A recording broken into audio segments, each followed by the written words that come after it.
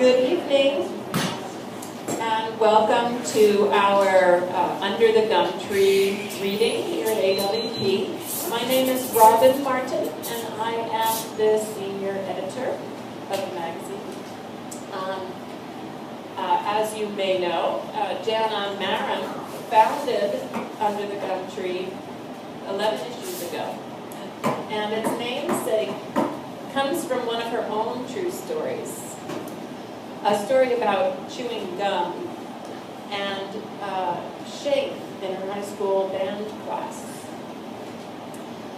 Jana knows that it is our choices and our failures to choose, our actions and reactions in seemingly small moments that accrete over time into the ways we define ourselves or feel we are defined by others.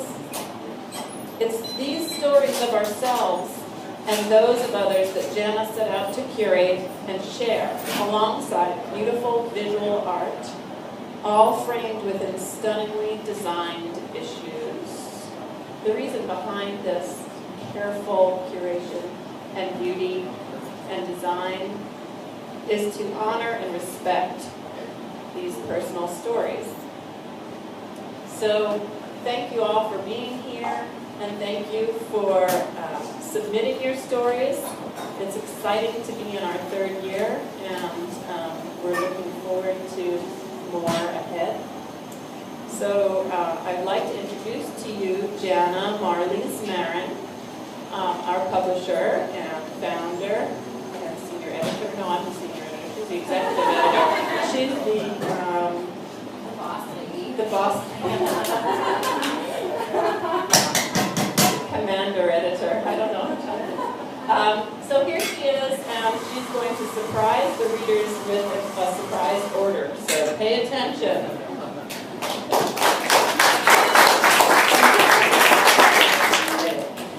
Thank you, Robin, for that introduction, and I also want to say thank you and a shout out to Cafe Ladro for letting us be here.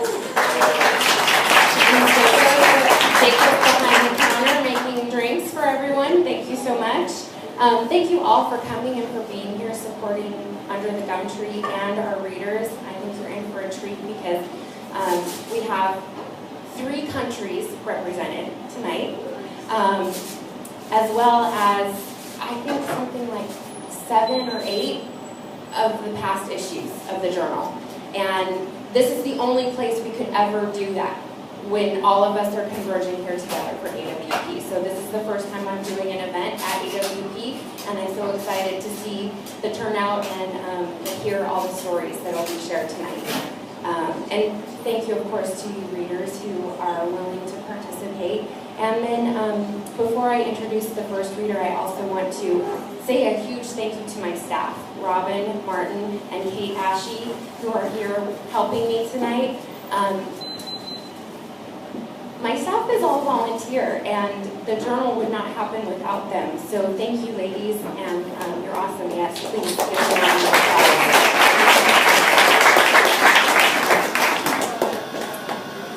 Okay, so we've got a lineup of 12 readers tonight, so we're doing a fast and furious reading.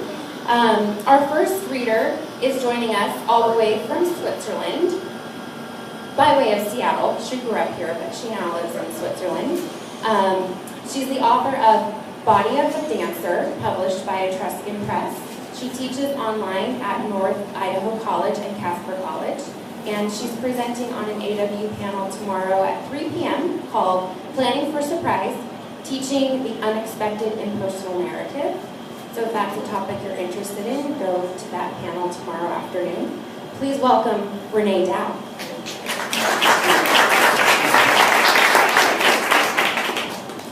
Thanks so much for being here. This piece is called Tolstoy and a Blue Sky, and it's from my book project, In Progress. Tolstoy and a Blue Sky. How's the sound level? Can you hear me? Closer? How's that? Is that better? Yes. You can hear me now. Okay. Tolstoy and a Blue Sky. In War and Peace, Nicholas Rostov was caught in a reverie of sky despite Napoleon's bullets. I thought of Tolstoy's metaphor as I looked up at our own blue sky that March day years ago. My mother sat, barely breathing. My dad had just told us that my older brother Ian had ended his life by his own hand. Courageous, I thought, fiercely proud of him. Courageous to the end. I remember those Idaho Cabinet Mountains didn't move, as if the earth doesn't change when all the world does is change. My older brother, 39 years done. I almost stopped eating, except for the Methodist church. The church ladies brought lasagnas, casseroles. I liked macaroni and cheese best. Every morning, my hound dog, Truffle, and I walked up the hill to our forest land. I carried the chainsaw and the end of Truffle's pink leash so his nose wouldn't take over and he wouldn't run away. I cleared suppressed hemlocks and grand firs. I thought of my brother, his curly brown hair, his harmonica, his guitar, his fierce, fierce mind. The thoughts were like rain, nothing solid. Specifics came later after the nightmares about caves and morgues stopped, the creak-like gurgle of his laugh, reading Orwell's Politics and the English language, the intent gaze of his brown eyes, the way we waltzed together at a county fair and won first prize, winning tennis shoes. The time Ian baked macaroni and cheese with breadcrumbs crumbled on the top. Macaroni and cheese. We started eating, and Ian said, "Oh, fuck it. There's no cheese." As I began to encompass the impossible, I began to understand why Tolstoy writes, "If life is but a moment in eternity, why would you worry about it?" So I burned that into a wood sign and I hung it on a tree. And when one of the neighbors dropped off another fucking casserole, the neighbor said, "Tolstoy's just another dead white guy." Mid-morning, after working the chainsaw all morning, my mom brought me Lipton's tea in a thermos and cookies, lemon wedges, or chocolate chip. And after tea, we lay on our backs, looked at the sky, got lost in that Tolstoy reverie, talked about Nicholas Rostov and his sister, and the way they both lost their true loves but not each other. The forest didn't smell like life, all bossy and fecund with a lavender aftertaste, but like death. Like death, all gritty and twisted with sour lime, a drink.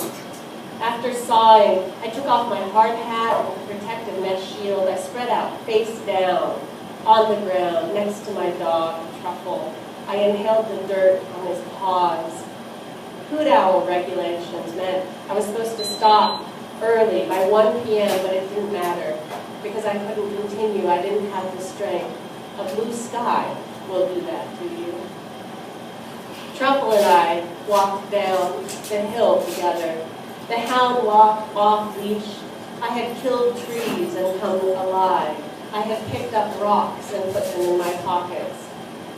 I carried the empty fuel can and my brother's daily rock. Thanks so much.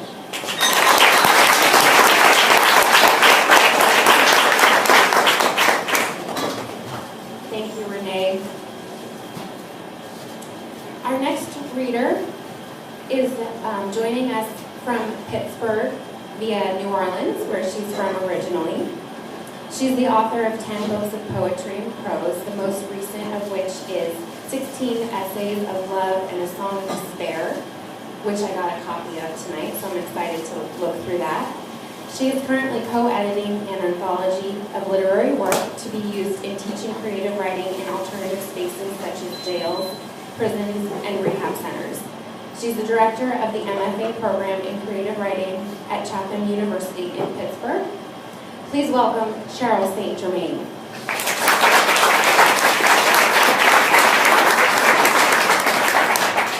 Thank you, Jenna. This is a gorgeous magazine, so I hope you all go out and get a subscription to it. I just love it. I'm going to read the very end of an essay that came out in the magazine, and I just need to tell you one thing, a couple things. What's happened up until this point is that it's about my relationship with my son, who's been drinking and drugging and doing pretty awful things, and he winds up in prison.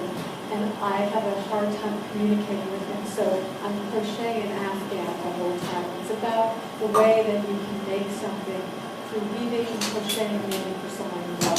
So at this point, I finished the Afghan, okay? So here's where we are. Louder, please. Louder. Okay, can you hear now? Yeah. I gave my son the Afghan when he was released from jail. He moved back in with the girlfriend I didn't like, in the broken down house with the broken windows I also didn't like.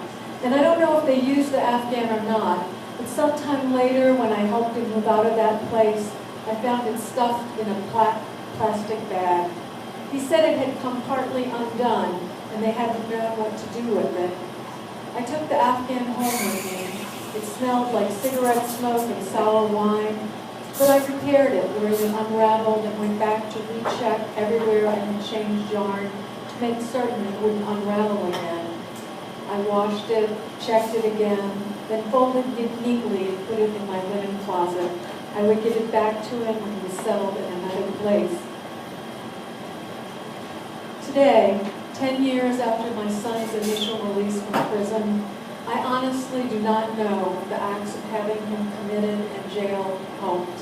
What I do know is that the time in the hospital and jail stopped for 2 short periods which seemed like a staggering fall that could have led to his death and perhaps those of others. What I do know is that crocheting the Afghan was a good decision for me. I was able to keep balanced and even spirited in the sense of filling myself with something that felt spiritual in a dark, dark time through crochet. Idle hands may not necessarily be the devil's tools, as the saying goes, but idle hands certainly are the tools of listlessness, depression, and spiritual torpor. When I think of the Afghan I made my son so many years ago, I feel a satisfaction I can hardly express, that something both practical and beautiful came from sorrow and a sense of helplessness. Last year, I crocheted an alpaca hat and wool scarf for him for Christmas. The hat was made of a soft brown baby alpaca, comfortable and slouchy, the yarn lustrous and silky. The yarn is so soft it feels like it will melt in my hands and is exactly the color of his hair, a bright, hopeful brown. Alpaca is as soft as cashmere, but stronger than wool. I made the hat of simple single crochets with intricate creases. When I visited him over the Christmas holidays in Texas, where he now lives, he wore the hat the whole time after I gave it to him, and even slept with it on. He drank a lot when we were there, and I could see he was depressed.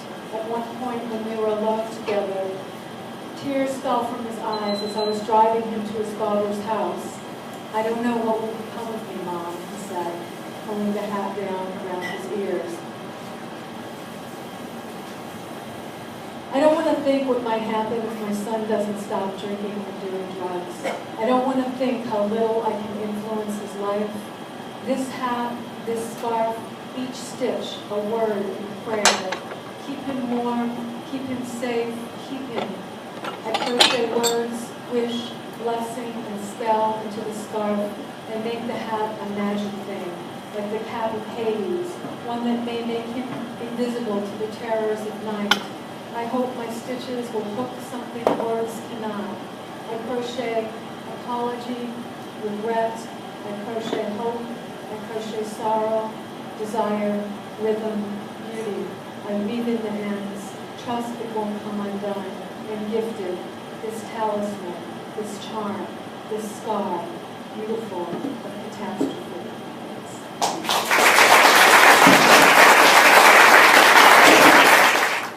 Our next reader is joining us from Anchorage, Alaska. When she was 5, she moved with her family from Buffalo, New York to Alaska. Her life and writing have been shaped by growing up in the far north with its great beauty, wilderness, isolation, poverty, wealth, as well as social and environmental conflict. She has worked as a family therapist, staff developer, and social science researcher with the University of Alaska, and this work has contributed to her writing of creative nonfiction. Please welcome Susan Pope.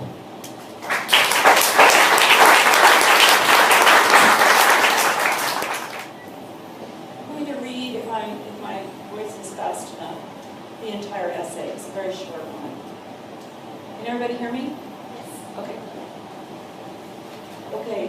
It's called the summit. The serrated ridge taunts, so close. A dash to the top, a glimpse of the valley on the other side, and then a race back down. She'll never be out of sight. I can do this. I have to do it. From above, the gray granite boulder where I left my daughter appears flat and short, less tower than altar. Perched on top, she curls knees to chest, the green inflatable cast around her ankle bulging like a tire about to burst. I push hard and fast up the mountain. The quicker I put distance between us, the sooner I'll be on my way back to her. It's hard to know when a stubborn child tells the truth or simply wants her own way. She was tired, she said. Her ankle hurt. I urged her on. She plopped down on a patch of dwarf willow. I wanted to love hiking, camping, all things outdoors.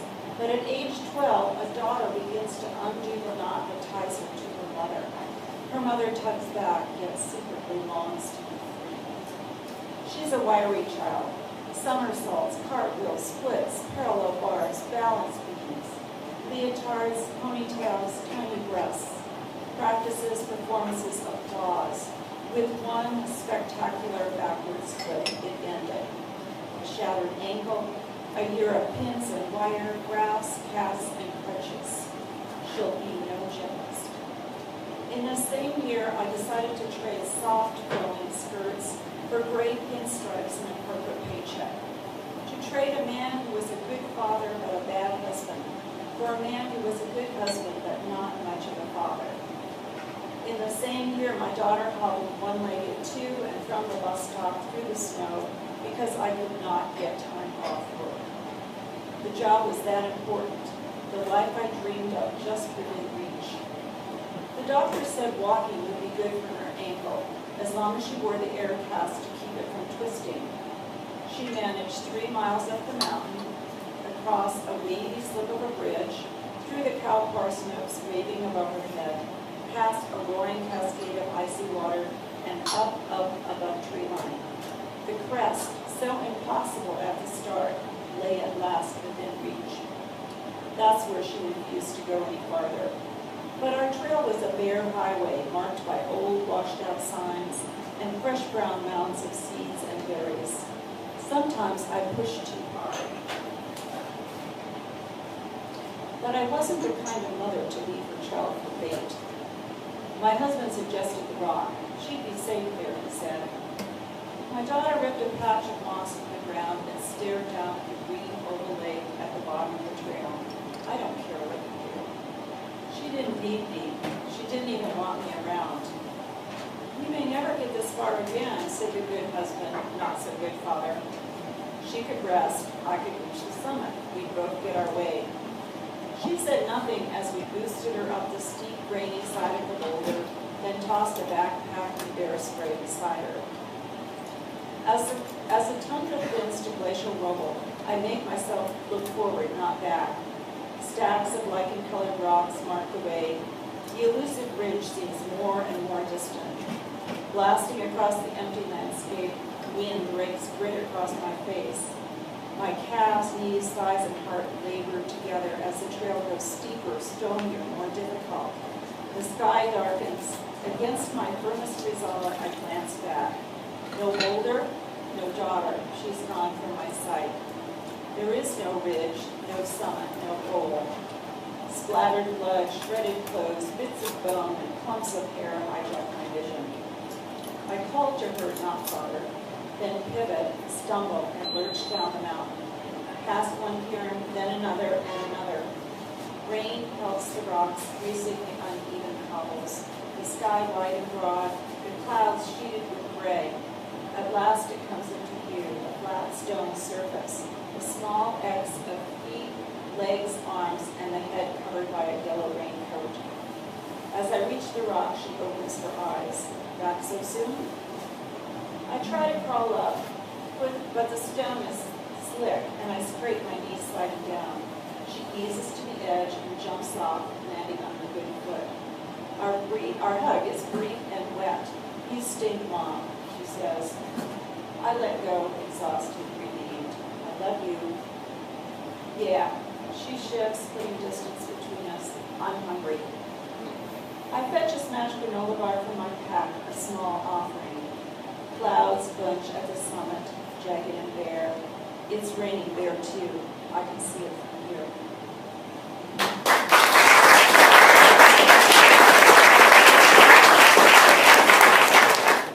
Thank you, Susan. Okay, our next reader is joining us from here in Washington. She lives on Bainbridge Island. She is an affiliate of the Amherst Writers and Artists and leads writing as healing art workshops. She attends a weekly poetry workshop with other Bainbridge Island writers. She has spent her working life in the nonprofit sector, working as a mediator, trainer, director of education, and as a service coordinator for infants with disabilities. She has 6 children, 3 of whom are adopted, 4 grandchildren. She is currently working on a book about her experiences as an adoptive parent. Please welcome Georgann Turner.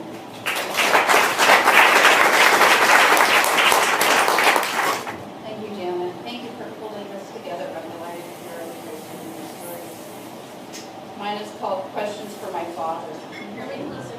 Okay, Questions for My Father.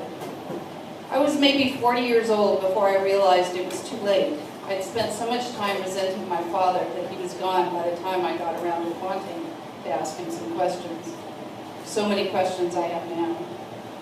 My father didn't talk about anything, unless it was some scathing sarcasm aimed at one of us kids, usually my brother. Resentment really doesn't wholly go away. It lingers, jumps out when you don't want it. But memories are starting to come back, especially around the holidays.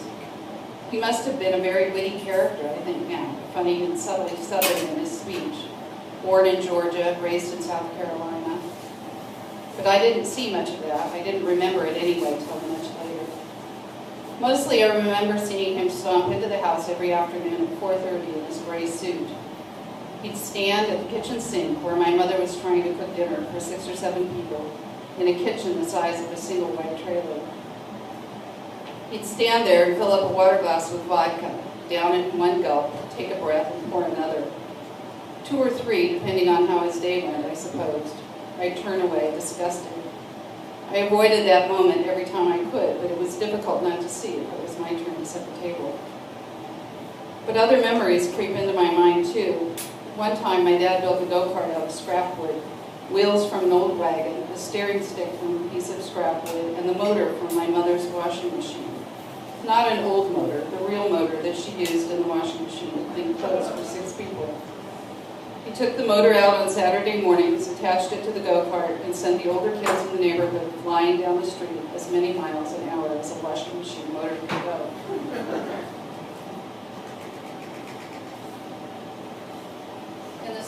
In the summer, I remember the smell of a canvas swimming pool that was made out of something Army surplus. I never knew what its original intent was, but for my family, it was a swimming pool. And for the other kids in the neighborhood, too. We lived in that kind of neighborhood. Kids were free range, in and out of everyone's house.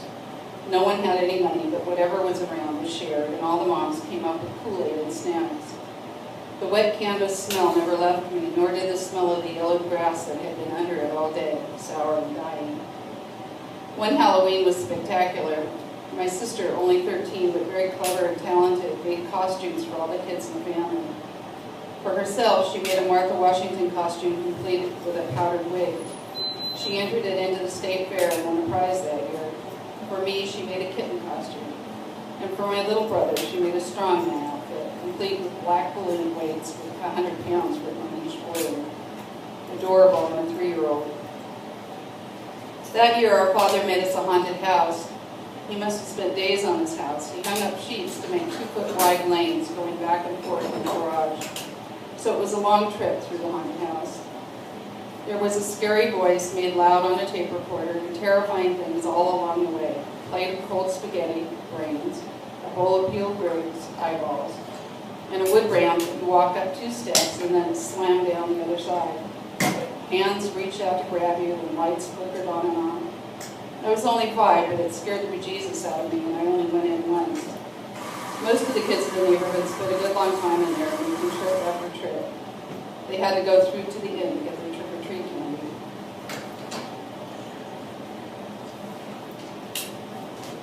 So the resentment still snakes up on occasion, but it embarrasses me and makes me feel shallow and unkind.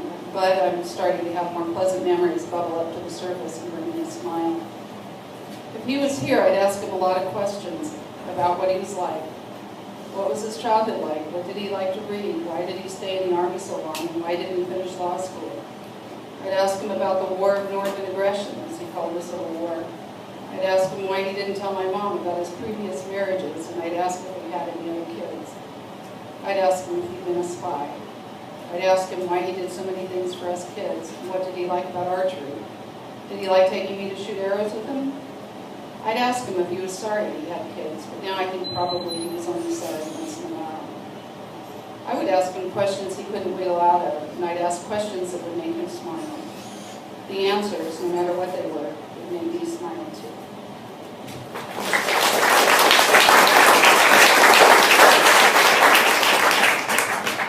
Thank you, Georgann. Our next reader is joining us from Castro Valley, California, which is close to our stomping grounds in Sacramento. She lives in the San Francisco Bay Area with her son and husband, where she teaches at California State University, East Bay. Her essay in South Dakota Review was listed as a notable essay in Best American Essays 2013. She was nominated for a 2013 Pushcart by South Loop Review. And she has new creative nonfiction coming out this spring in Southern Humanities Review, Read, and Jabberwock Review. Please welcome Jacqueline Doyle.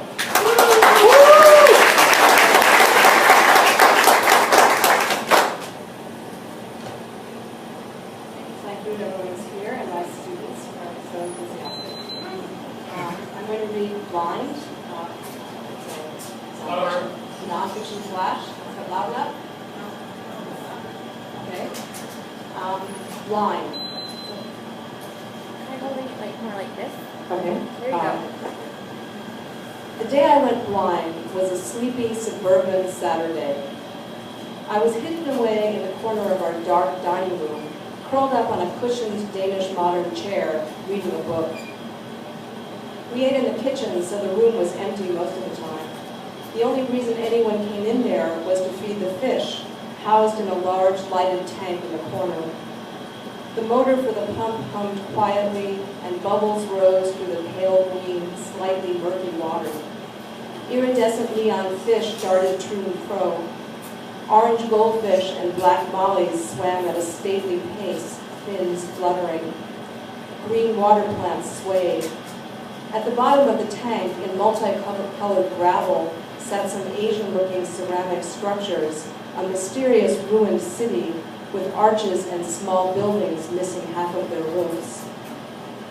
I often escaped to the dining room, only one of my spots for reading, which I did constantly, all of the time. Every Saturday I would ride home from the library, a skinny, freckled kid on her bike, wire baskets packed with books.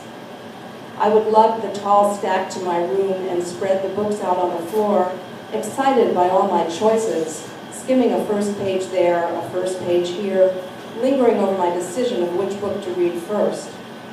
Mountain Lake's Public Library was small, but I was an indiscriminate reader.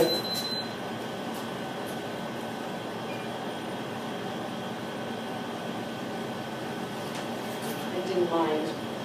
I read myself out of the children's section quickly, moving on to adult books, devouring Marjorie Morningstar and Butterfield 8, along with older classics like Little Women and Jane Eyre, and romantic potboilers like Forever Amber and Dragonway.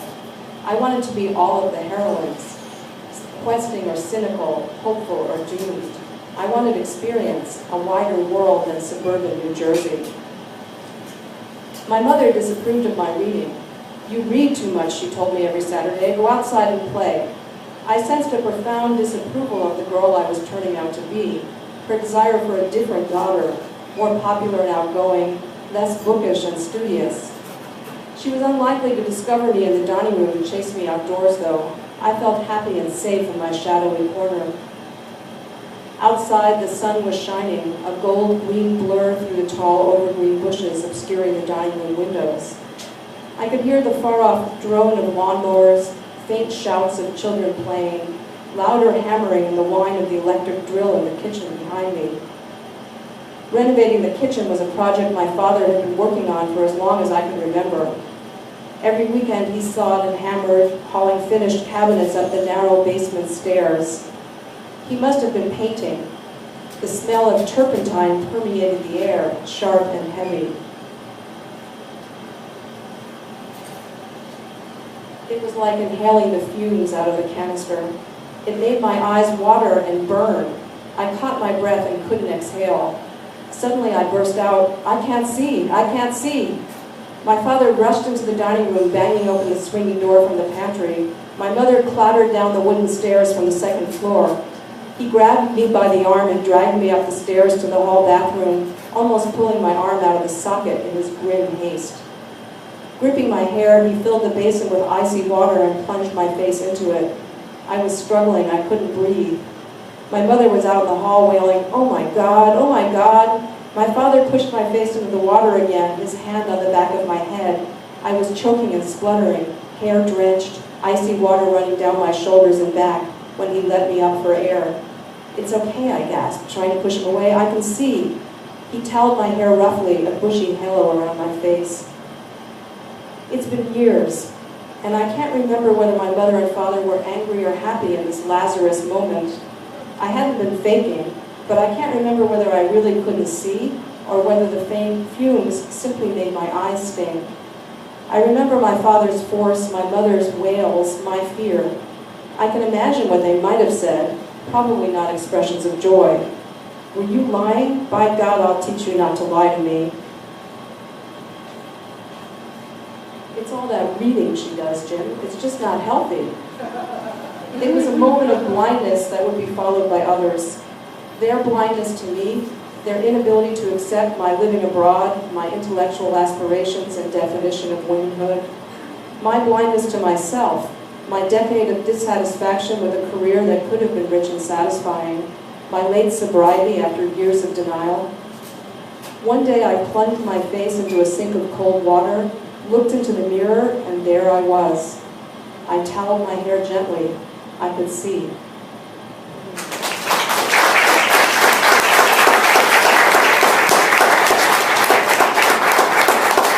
Thank you, Jacqueline. Our next reader is local to Seattle, but he grew up in Mexico. He has been an educator for 44 years and counting, and he has been a longtime community radio DJ. Please welcome David Gardner. Hello everybody, my name is Dave Gardner, and I'll be reading a piece titled A Coming of Age Incident. It comes from my recently self-published book called Speaking Personally. Whimsy, humor, essays, and wisdom. And you can turn that into an acronym. Okay, this is from my book called Speaking Personally. Whimsy, humor, essays, wisdom. And if you turn that into an acronym, it becomes... And I have extra copies if anybody wants to talk to me about it. Coming of age is a journey, not a destination. And because it's a journey without a roadmap, no one can anticipate the detours, delays, and decisions on the path to be made. At age 14, my journey took a painful turn. Less than a year after my father took his life in October of 1955, we moved to Guadalajara, Mexico, where my mother, my sister, and I could live comfortably on my father's Social Security check. Mom found us a house in Colonia Chaparita, a neighborhood 5 miles from downtown Guadalajara. Chaparita was home to a large number of Americans, primarily retirees, transferred business executives, and World War II vets. Tom, Jack, and Monty were 3 vets we became friendly with. They were paraplegics who moved to Mexico for the same reason we did. Their meager resources could be stretched much farther, even to the extent of having a full-time live-in maid for $8 to $10 a month. Monty couldn't get over that. Jesus Christ, he exclaimed. Who would call a kid from the wrong side of the tracks in Boundfield, Texas, who never had a maid? Monty's house was a regular gathering place. It sat near one end of Avenida Bortolini, a quiet street in the heart of the Colonia, just a half a dozen blocks from our house. Several jacaranda trees with their funnel-shaped purplish blue flowers lined both sides of the street, their pleasant scent and the shady sunlight drifting down through the canopy, lending a pastoral quality to the street. Monty was a big man, even in his wheelchair, with hair so blonde it almost dazzled the eye. His legs were pressed together, pushed over to one side or the other, almost carelessly. From the waist up, Monty looked strong, powerful. From the waist down, it was more form and substance. Tom and Jack, the other two vets, rented a house together on the other side of the Livonia. Both good-looking, they were a little younger than Mom's 36. Tom was the taller of the two, his pale complexion complementing his watery blue eyes, blonde hair topping a square face that was strong and thin. Jack's features were darker and more delicate, but rudely interrupted by the jagged shrapnel scar that traversed his right cheek from the corner of his eye to his upper lip, a wartime reminder he wouldn't talk about.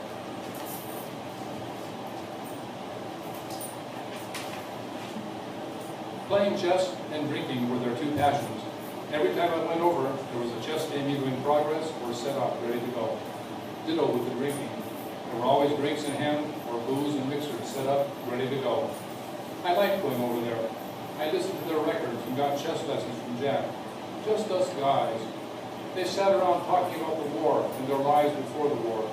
I listened to them tell stories about parties, getting laid, fights, jobs, cars, all the things I imagined to be the free, fun, independent life of a man.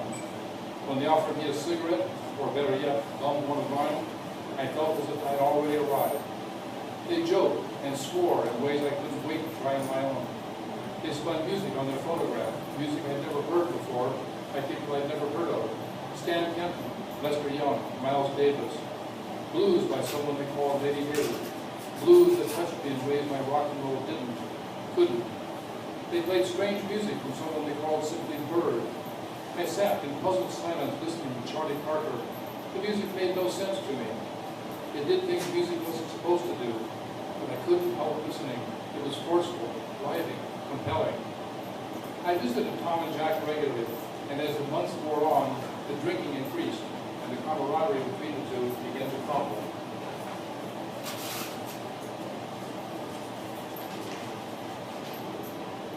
More and more they argued loudly, and often it seemed to me over nothing. One day, things turned brutally ugly. I walked several blocks to their house in the middle of an afternoon, pondering a chess problem Jack had posed. When I got to their gate, I stopped. This was a newer part of Chapalita, and as yet had no trees big enough to provide shade. Sun splashed over the front of the house, and the yard, all dirt and weeds because they had not hired anyone to put in a lawn or do landscaping. The Venetian blinds in the large front window were still hanging crooked, just as they had been for as long as I'd been coming over. Tom's 52 cream-colored Cadillac was parked in the driveway. Jack's car, a 1950 black Hudson, so cool, I thought, was out front. As I approached the gate, sounds of a furious altercation tumbled into the street through the wide-open front door. I'd walked in a couple of times before on their arguments, and it had been okay. This time it wasn't okay. This time it was physical. They were squared off, their wheelchairs side by side, their bodies twisted to face each other, faces contorted, fists flying, pummeling each other. I stood there, framed by the doorway, feeling helpless and scared as hell. Then Tom connected hard, and Jack tumbled out of his chair and onto the floor, his lips split, his nose bloody. "You son of a bitch!" Tom screamed at him, leaning out of his wheelchair as far as he could. Neck muscles knotted, eyes bulging. Then it was quiet, except for their labored breathing. I was rooted to the spot, unsure what to do, and even though the fight was over, the tension continued to build. Suddenly Tom, with a shout of triumph, upended Jack's empty wheelchair, turned and wheeled past me and out of the house, laughing. I watched as he hoisted himself into his car, pulled in his wheelchair, and careened away. Still stunned and scared, I watched until the car disappeared angrily down the block. I turned back to Jack. "Let me help you up, Jack, and then we'll get you cleaned up." "Leave me the fuck alone!" he yelled at me, blood puddling on the floor. "Get out! Get out and don't come back, you little shit!" I stood frozen for a moment, unsure of what to do, unsure of my feelings. Embarrassment, anger, anxiety, sorrow. It was a painter's dark palette of emotion. I picked my way around Jack, trying to avoid looking at it, focusing instead on the silently spinning wheel of his upended chair. I put out my hand to stop it.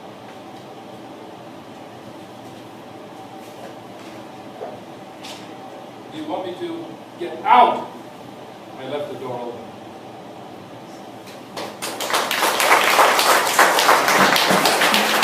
Our next reader is joining us from Portland, Oregon. However, she always gets a little stumped by the question, where are you from? Because she has moved 9 times through the United States and twice in Indonesia, so she often feels though she's not from anywhere. She's currently studying nonfiction in the Portland State University MFA program, and she's obsessed with birds. Consequently, her favorite part about living in Portland is watching hundreds of crows settle in the trees each afternoon. We have the same phenomenon happening in Sacramento. It's a little creepy. Please welcome Jacqueline Doyle. Hi. Thank you to Under the Gum Tree for such a beautiful publication and a space for nonfiction. Really appreciate it. I'll be reading something that I didn't write for Under the Gum Tree. It's called What You'll Want to Forget. Do not research what the doctors have diagnosed you with: vestibular neuritis, impartial complex seizures, and aphasia.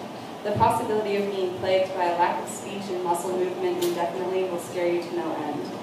Instead, teach yourself to focus only on your present symptoms and try your best to fix them. Whisper words before you go to sleep at night.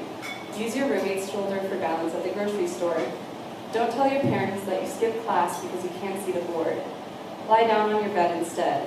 Let your head rock back and forth. On days you are able, walk to the campus store alone and spend meal dollars on pints of ice cream. Eat until your stomach is taut against your palm.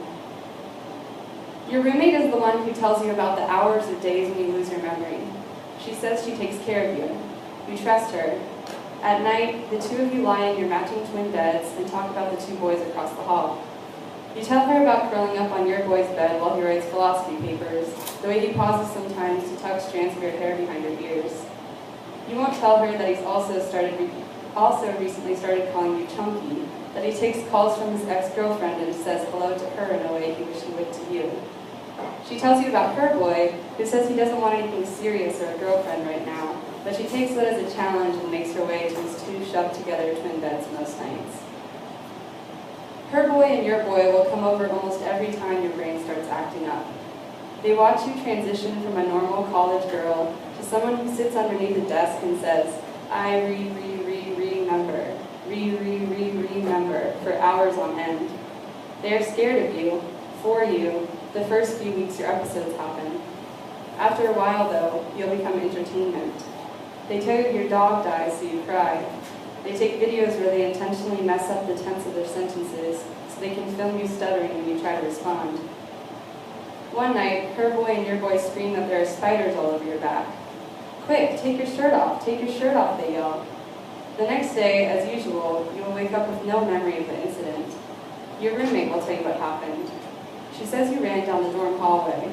You screamed and lifted your shirt over your head. The boys laughed at the sight of you in your bra, laughed that you were unable to form a complete sentence. You wonder if this is what it means to be taken care of, if your roommate laughed while it was happening, if they all deserve to laugh at your condition because you are such an intrusion on their normal college lives. There comes a day when you'll move your mattress to the ground. It's not safe for you to climb 6 feet to reach your lofted bed. Before you go to sleep, you brush your teeth even though you are almost too dizzy to stand. You choose to wear your purple Eskimo Joe's shirt to bed that night, the shirt that your mom gave you as a gift in Oklahoma to help you fit in during the year you lived there. You only wear this shirt to bed now because there's a small spot on the left shoulder bleached by acne cream. Close your eyes after you ease into bed. You'll hear your roommate ask if her boy can come into the room and say goodnight. You say sure with your eyes clenched shut. He comes in and climbs the ladder to her bed. Sometime later, he climbs the ladder down and you feel him hovering over you. Open your eyes. He is quick. He climbs on top of you and lets the weight of his body press you down. He puts one hand over your mouth before he puts his lips on yours. He smells like beer and dirty skin. You whisper no, because you are scared that your roommate will stop taking care of you if she hears you and somehow thinks that you made this happen. You concentrate on whispering the word no, because it is hard for you to talk. The world spins. He presses on your collarbone. He slides his hand underneath your Eskimo Joe's shirt, and you squirm and try to lift your hands from the mattress, but you are too busy.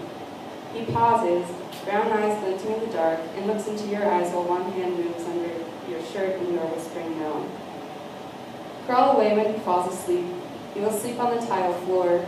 Your roommate and her boy will laugh at you when you wake up. Nothing about the situation seems funny, but you laugh anyway.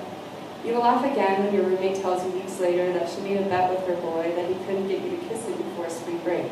She says she won. Use the wall for support when you leave your roommate and her boy standing in the room. Walk to the bathroom. Take your shirt off and leave it crumpled by the toilet. Sit down in the shower. Watch your skin blotch red under the heat. Whisper no to make sure you still can. Thank you.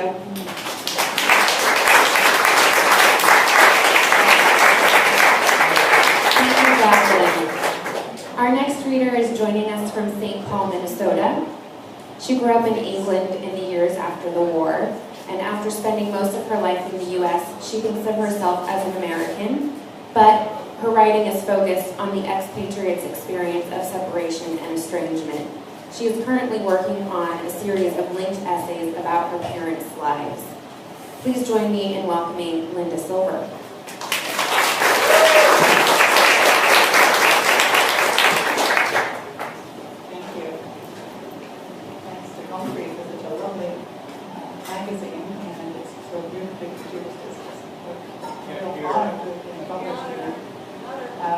This is a story that I've written. Can you hear it back, Lauren? No? Is this better? Yes. Right. That has not been indoctrinated. It's called The Gift. My mother wrapped a giant-sized bar of Cadbury's chocolate in red tissue paper. It was uncharacteristically generous of her. She was not an ungenerous person. But by the late 1940s, after surviving the war in a cold water flat in London, she had become a woman who looked out for herself and her family. She had adapted to the scarcities of post-war existence, a life of gathering in rather than handing out. So one Christmas, when she told me to take the chocolate bar to school and give it to Robert Blacklock, I was astonished and resentful. Robert Blacklock was a dirty-looking boy with holes in his school sweater and socks always bunched at his ankles. Shadows circled his dark eyes like smudges on his sallow face. He had a threatening air about him. When we played on the weedy bomb site nearby, ignoring our parents' warnings and the keep-out signs, we never included Robert in our games. Our third-grade teacher that year was Miss Flynn. She wore pencil-slim skirts, high-heeled shoes, and blue-tinted glasses that always make her face look cold. In the corner of our classroom stood a decorated Christmas tree. We had each brought in a gift marked for a boy or for a girl, and I suspect now that Miss Flynn had added a few to make up for those children whose parents couldn't afford to buy the extra present. The colorful boxes lay jumbled in a tantalizing pile under the tree.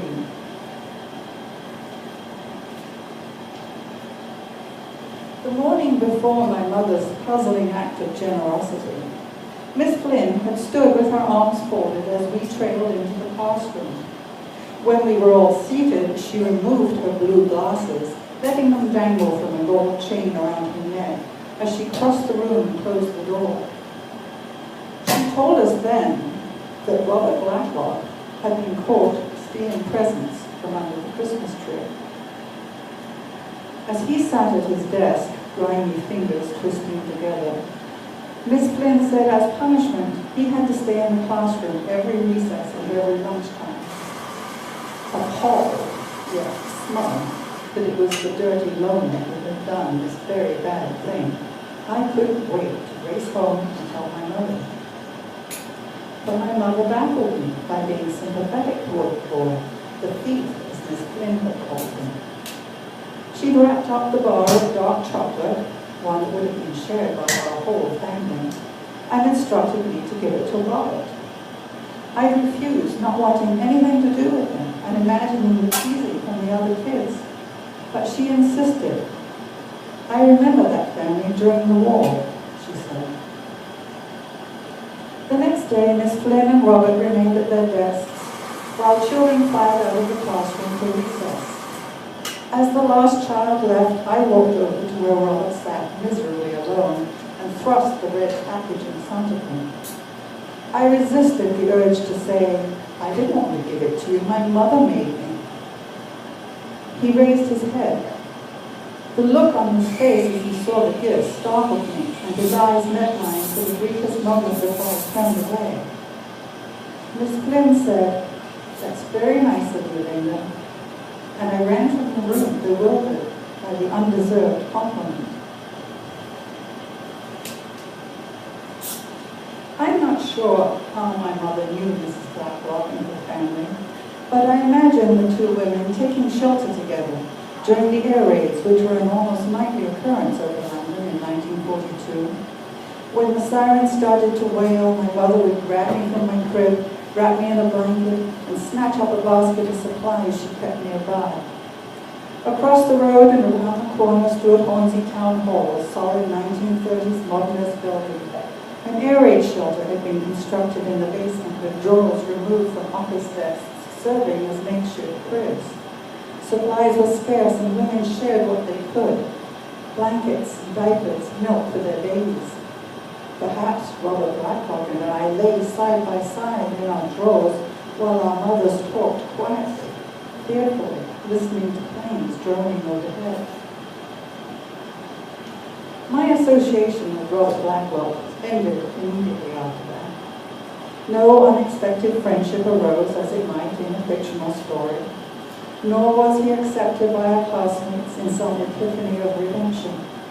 I have no idea how well or badly his life turned out, or what effect that episode might have had on him. What has stayed with me is the memory of my mother's unexpected gesture. The look I'd seen on Robert's face as he accepted the gift was a look of relief more than gratitude. It was as if, for a moment, he'd been made human again. Thank you.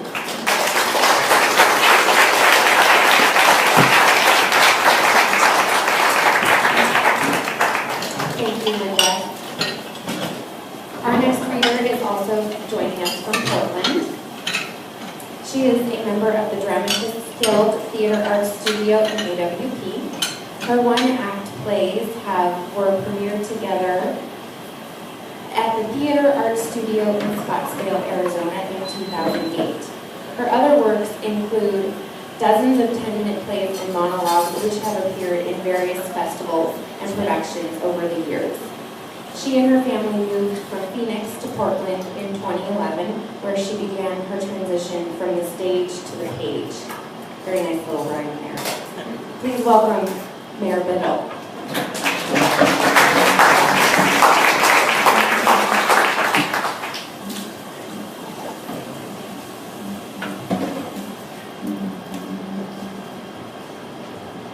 This is Tuesday morning.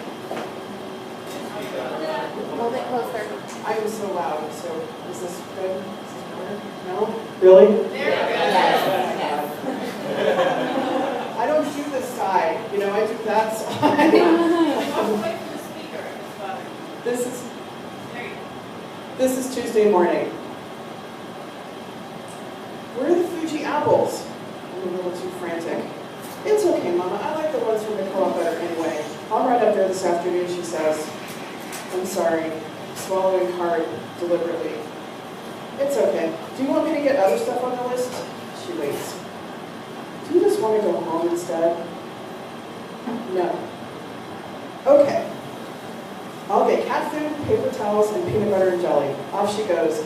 My daughter in her role as supporting actress to my leading and failing maternal overcompensation. Fine, I say that she's gone. I'm left facing the romaine lettuce, wrestling with the bag, my face betraying me with tears. These plastic produce bags never open. Where are the goddamn yams? These aren't yams. What are these ugly things anyway? This woman, easily 82 years in the making, screeches at young Randy, the only employee in the produce section. As plain as the acne on his chin and the blue in his ever-helpful eyes, it's clear that Randy wants to be Star Employee of the Week. His goal to affix the blue star to the corner of his name tag. Well, where are they? Where indeed?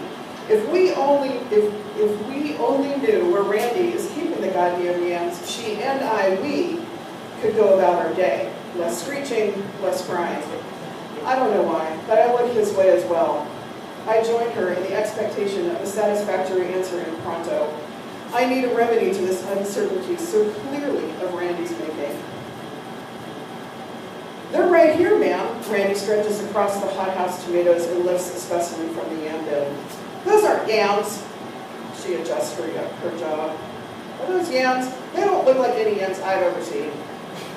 Yes, ma'am, these are yams. We have organic yams on the other table if you prefer them.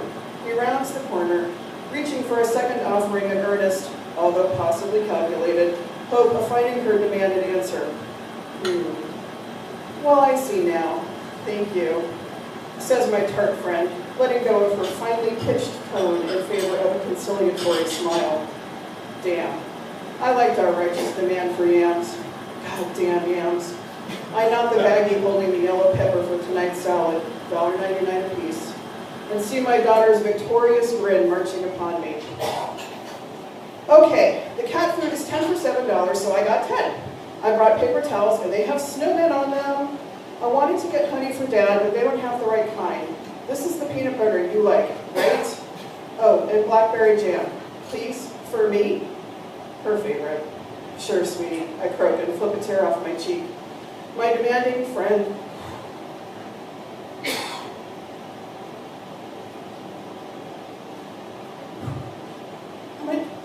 My demanding friend in her black wool hat and Sunday best nylons, making their way or get away beneath her wool skirt, also black, says excuse me and passes on my right.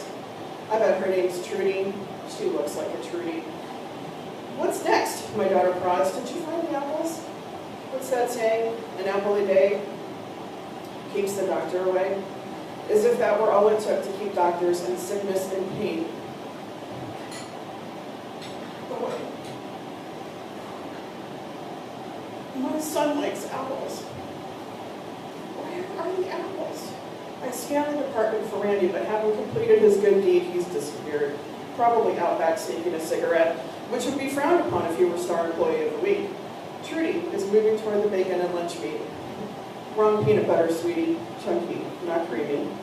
I hand the jar back to my teenage daughter on the near eve of her 16th birthday, so eager to ease this moment for me, another in a string of bad months. I crave to see if Trudy picked up any yams after all, but she's turning the corner and my eyes can no longer reach her. I adjust my purse strap and push the cart forward. My son, Blackberry Jam's little brother, just has to turn the corner next week. Next week will be better. Less pain, less waiting, less worry that he will never have the opportunity to be Star Employee of the Week. Trudy would like my boy, even though he hates yams. Goddamn yams. I make a mental note to stop at the co-op for apples on our way home.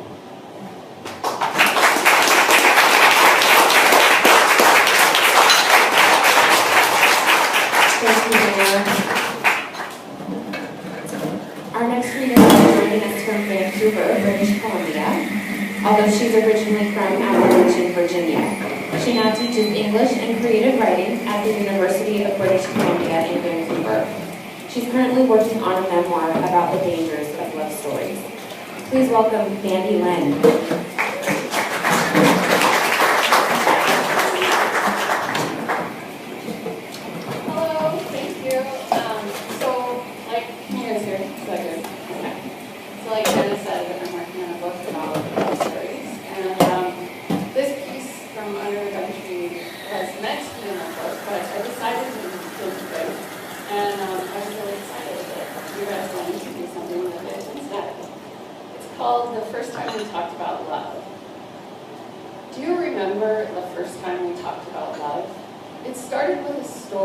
About something your dad said. Something like, son, there are two things in this world. There's love and there's fear. I hadn't met him yet, but you laughed about how it characterized your father. A perfect illustration of his this or that, black or white view of the world. So we began ranking things. of love to fear. I've been sleeping in your basement apartment on that lumpy futon 1, maybe 2 nights a week. Fall settled in, and I could smell the leaves that had begun to collect, brown and brittle around the rugs in the stairwell. A smell like dirt in the air just before it snows. I slept on the side by the window you insisted on keeping open, but I did not complain. It was a reason to sleep closer to you. I'd show up, and you'd make chocolate chip cookies while I sat on the couch, trying to read Caribbean poetry. But my professor's photocopies were grainy, and I could smell the chocolate melting. And the literature of the African diaspora, as interesting as it had been just a month before, could not move my attention from where it stuck, like an old piece of gum, on the fact that I was there on the couch in your small apartment. I'd lean my head back, close my eyes, and listen to your strange German trip hop, and I'd think, this is my life. The Twin Towers had just collapsed, and you told me that the one thing you liked about me was that I hadn't wanted to talk about it. I didn't tell you what I liked about you, but the list was long. That you always offered to make me food. How you'd take my shoes off when I sat down on your bed and then you'd rub my feet. The way you'd listen to a song by deconstructing its parts, pointing me first to the bass line, then the drum track, then the lead vocals. I'd set your alarm clock early enough to get back to my dorm room and finish writing the short story my advisor was expecting that afternoon. If I was lucky, I'd have time to shower, dress, go to class, to lunch. If I was lucky, I'd forget about you for an hour. That semester, I got zeros on my reading quizzes. I nodded off in lectures. I waited for you to kiss me, but you never did. But I don't want to talk about that right now. I want to talk about love, about that first conversation, because I'm sure you've forgotten it. Hey, Mange, you said to me one night, let's get Indian for dinner. You'd just taken to calling me that, Mange, after trying Mandy Bird and Mandy Lou without success. Indian? What about that pizza place off Electric Drive? I asked. Before I met you, I'd never eaten Indian or sushi or tofu. I'd never listened to house music or traveled alone in a foreign country. You love Indian, you said. I don't love it, I said. You lay down beside me on the bed, both of us on our backs. We were lying on that orange blanket with the pea green stripes, the one I suspect you still sleep under. Okay, here's love. You raise your left hand toward the ceiling. And this is fear. You held your right hand about a meter from the left, palms facing. Where's Indian food? I reached up and held my hand between yours, a bit closer to love than to fear. Where's Emily Dickinson? You asked. I could not stop for death, I said, as I slid my hand back toward fear. Okay, men with hairy backs, the ones who look like they're wearing sweaters. I'm sure I laughed as I moved my hand all the way right, knuckles to your palm. Okay, you said then, what about me? Where do I fall? Do you remember?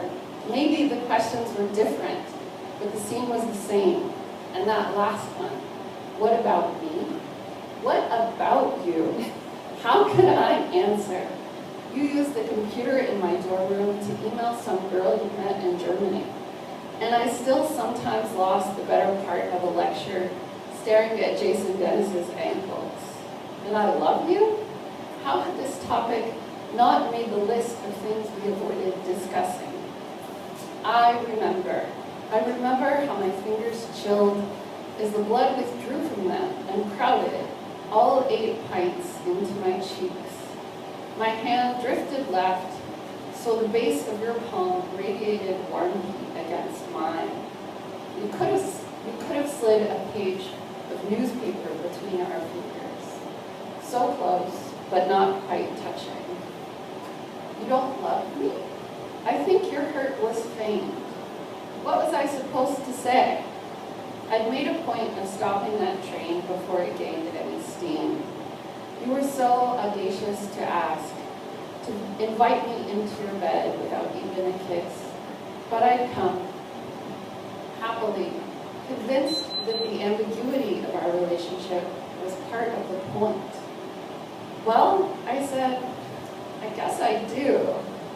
But you grabbed my wrist and pushed my palm firmly against yours.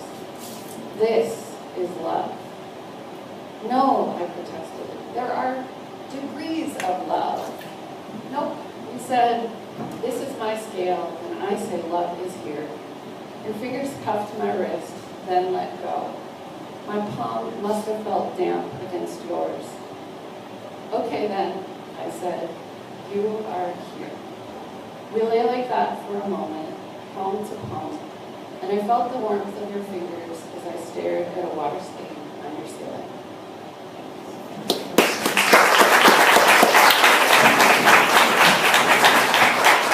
Thank you, Mandy. Our next reader is also from Vancouver. She lives and writes in Vancouver, where she teaches post-secondary courses in design, history, and marvels in general oddity of every day. You can read her piece, Standing In for Carrie White, about a humbling afternoon on a film set with a bucket of blood, in the April 2013 issue of Under the Gum Tree. And she's currently writing about the sordid landscape of her childhood suburb. Please welcome Erin Ashenhurst.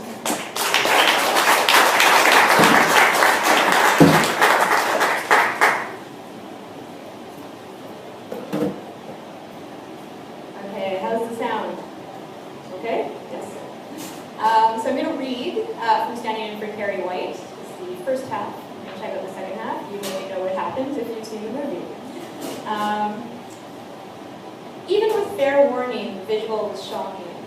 Sticky red snaked down my arms to regroup in the creases of the tarp. I thought about what it would mean if all that blood were gone. I'd inhaled the thickness of it quite involuntarily, and with the earplugs I strained to hear my next instructions. In the spring of 2002, a television movie of Carrie, Stephen King's Prom Gone Wrong horror, was shot in Vancouver, Canada. This dark coming-of-age follows a girl who, after much abuse and public ridicule, discovers she's in possession of telekinetic powers. Predictably, the adolescent chooses to use these powers towards fiery retribution. The Canadian production, destined to launch into the void of budget-conscious movies of the week, is heavily based on the 1976 movie of the same name directed by Brian McConnell. Starring a waifish Sissy Spacek, the film provides graphic visualization for any ambiguous carnage in King's book. The actress cast in the remake was a 29-year-old brunette from Texas. We did not share a likeness, but it didn't matter. I was hired for the money shots. The day of the shoot, I remember a gaping warehouse littered with infusions of scaffolding, hollowed cars, hydro-lifts, and a crew consisting of only men, and the kind of men who are most comfortable being called guys. I learned the symbols of hierarchy. The director was ornamented in the graying goatee, single earring, black jeans, leather jacket, cowboy boots, and sun-bleached nautical tattoos. The assistants were built for function in camouflage cargo, fleece vests and hats, embroidered with the names of forgettable productions. They tended to slouch, tethered with radios, gaffer tape, prepped for a quick draw. At that point in my short career as a performer, stand-in work was an unusual offer. Though it encompassed only the basic task of standing in for the main actor during lighting checks and camera positioning, it paid an extra $8, but it felt like an audible jingling of cents with the seconds. I was not the sort who aspired to be an actress. If my roles merited titles, they might be private school girl eating sandwich, black-eyed prostitute in the background, or feat of vase-smashing hooligan. None of them involved speaking, so I occupied myself hoarding snacks.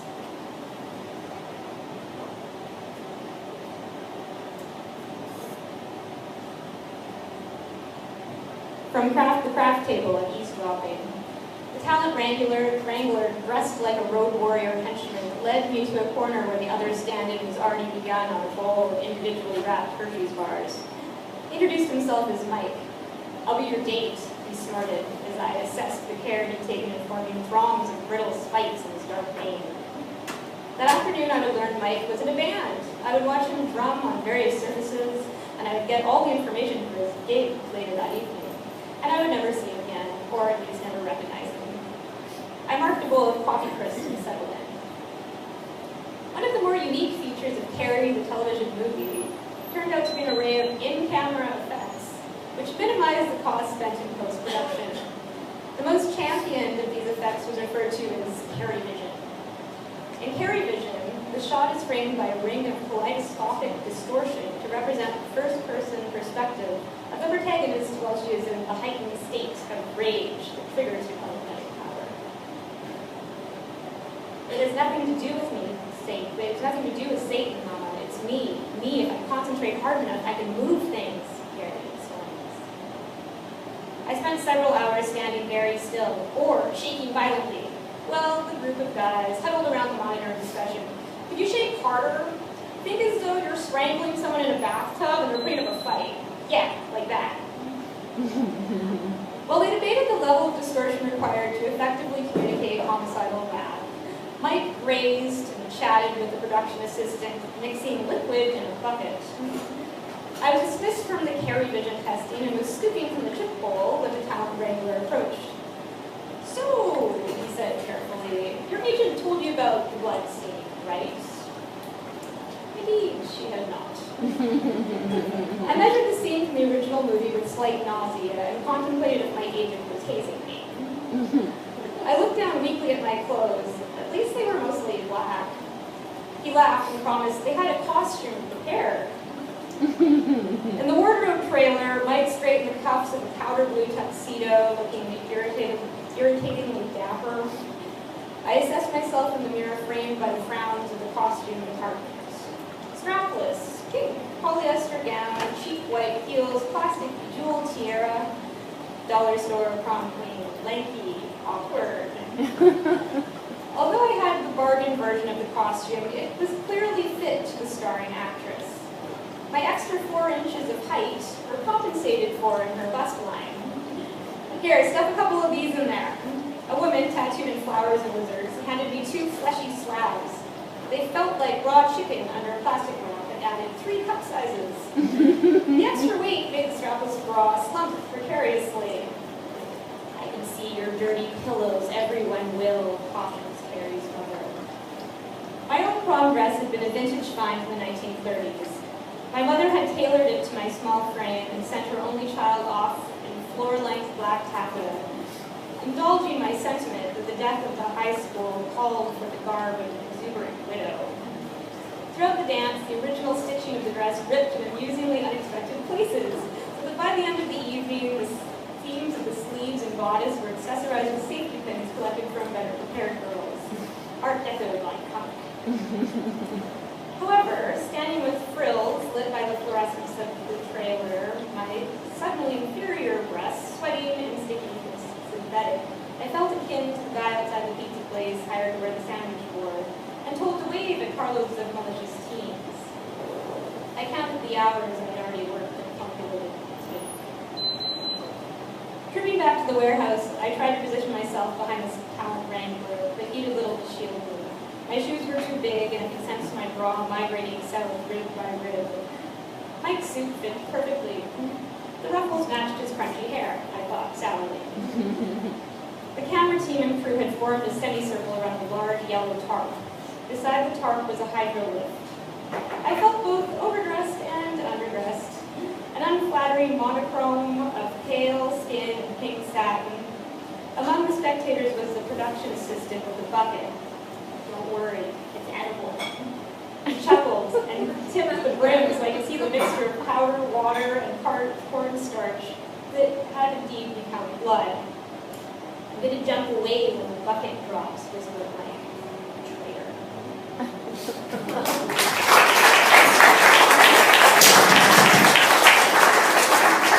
Okay, we have one final reader, and I'm going to do a drawing for a couple more magazines after that. So, our last reader is joining us from Michigan.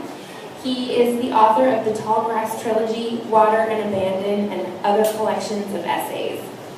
He teaches in the low residency MFA program at the Vermont College of Fine Arts, Please welcome Robert Vivian.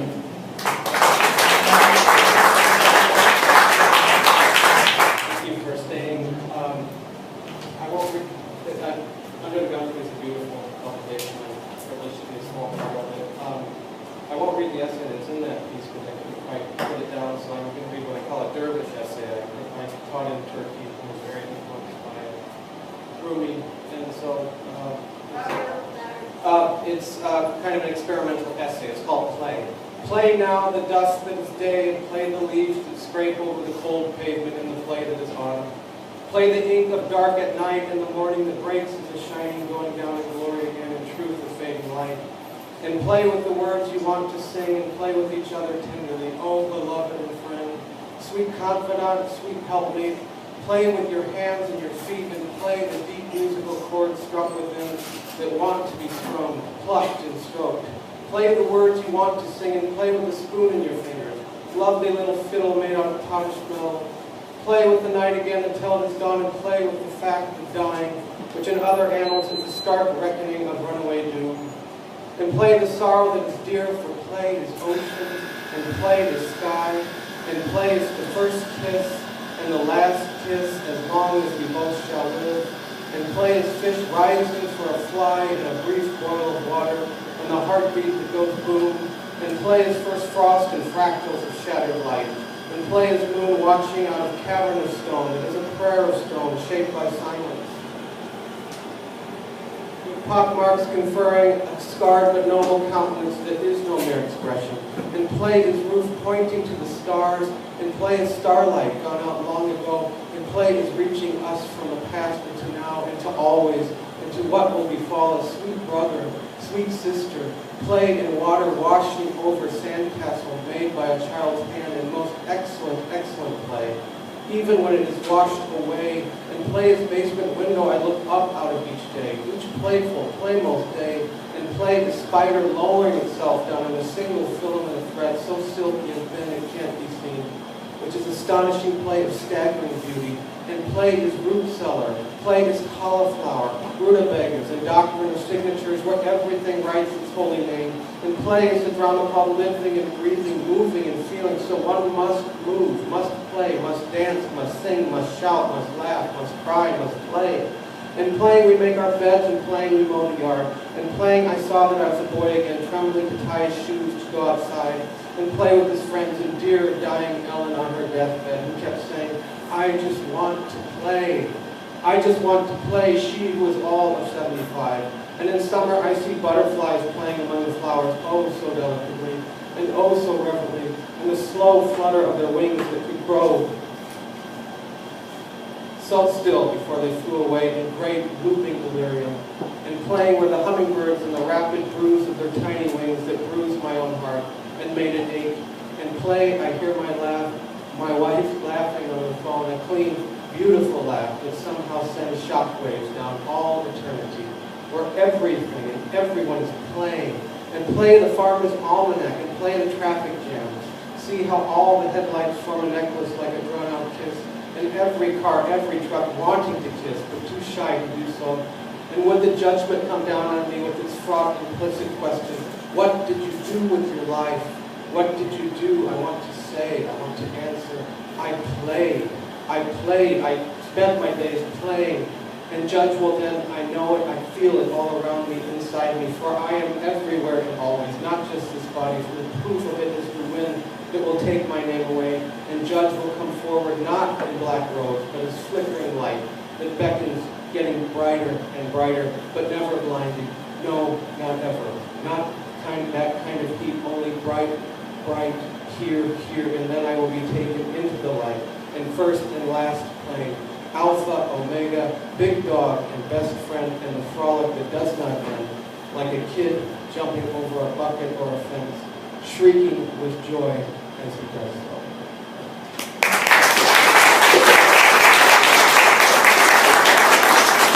Thank you, Robert. We found our winners. Thank you all for coming and staying, and those of you who are left, one more round of applause for our readers. Thank you.